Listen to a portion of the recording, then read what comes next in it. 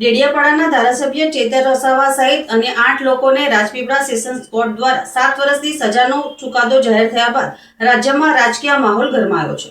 ચુકાદાના વિરોધમાં આમ આદમી પાર્ટી, વિવિધ આદિવાસી સંગઠનો અને સામાજિક આગેવાનો દ્વારા ગુજરાતભરમાં સમર્થન કાર્યક્રમો યોજાઈ રહ્યા છે, જેના ભાગરૂપે શનિવારે ભરૂચ શહેરના રેલવે સ્ટેશન સર્કલ ખાતે પણ ચેતર વસાવાના સમર્થનમાં સમર્થન માર્ચનું આયોજન કરવામાં આવ્યું હતું। કાર્યક્રમમાં મોટી સંખ્યામાં મહિલાઓ, આમ આદમી પાર્ટીના કાર્યકરો અને વિવિધ સંગઠનોના આગેવાનો હાથમાં પોસ્ટર અને બેનરો સાથે રેલવે સ્ટેશન સર્કલ ખાતે એકત્ર થયા હતા।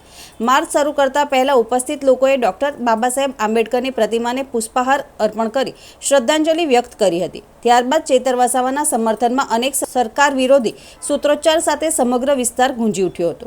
આયોજકો દ્વારા કાર્યક્રમ માટે અગાઉથી પરવાનગી માંગવામાં આવી હોવા છતાં તંત્ર તરફથી મંજૂરી આપવામાં આવી ન હતી, જેના પગલે કાયદો અને વ્યવસ્થાની સ્થિતિ જળવાઈ રહે તે માટે એ ડિવિઝન પોલીસ સ્થળ પર જ પહોંચી હતી।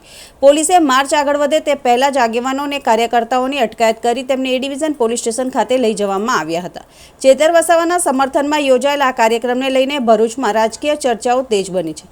બીજી तरफ आम आदमी पार्टीना आगेवानो અને સમર્થકોએ સજાના ચુકાદાને અન્યાયપૂર્ણ ગણાવી લોકશાહી ઢબે વિરોધ ચાલુ રાખવાની ચીમકી ઉચ્ચારી હતી, જ્યારે પોલીસ તંત્રએ સમગ્ર કાર્યવાહી કાયદો અને વ્યવસ્થા જાળવવાના હેતુથી કરવામાં આવી હોવાનું જણાવ્યું હતું।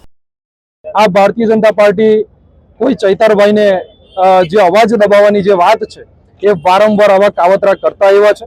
એ ગુજરાતની જનતાએ એમને ઓળખી ગઈ છે। અગાઉ પણ ચૈતરભાઈને 2 વખત એમને જેલની સજા આપી હતી અને એની અંદર એ લોકોએ કોર્ટને પણ ગેરમાર્ગે દોરી છે। ત્યારે ભારતીય જનતા પાર્ટીના નેતાઓને પણ અમે કહેવા માંગીએ છીએ કે તમારી તાનાશાહી સામે અમે ઝૂકવાના નથી, અમે લડતા રહીશું। આગામી દિવસોમાં અમે હાઈકોર્ટ સુધી જઈશું।